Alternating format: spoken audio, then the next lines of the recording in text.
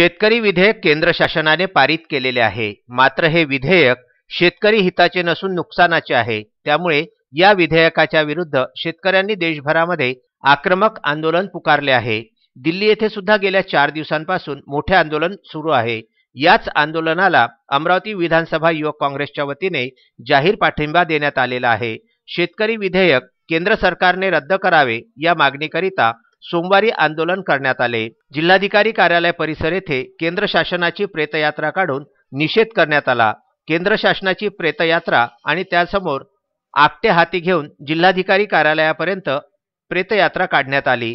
यावेळी पंतप्रधान नरेंद्र मोदी यांच्या विरोधामध्ये नारे देण्यात आले। जिल्हाधिकारी कार्यालय प्रवेशद्वाराच्या जवळ पोलिसांनी ही प्रेतयात्रा थांबवून केंद्र शासनाचे प्रतीक असलेले प्रेत ताब्यात घेण्यात आले। यावेळी काँग्रेस पदाधिकाऱ्यांच्या सोबत पोलिसांसोबत शाब्दिक वाद सुद्धा झाला। या प्रेतयात्रेमध्ये आमदार सुलभा खोडके, युवा काँग्रेस अध्यक्ष निलेश गुहे, पंकज मोरे, सागर कावरे, समीर जवंजाळ, प्रथमेश गवई यांचेसह अनेक पदाधिकारी सहभागी झाले होते।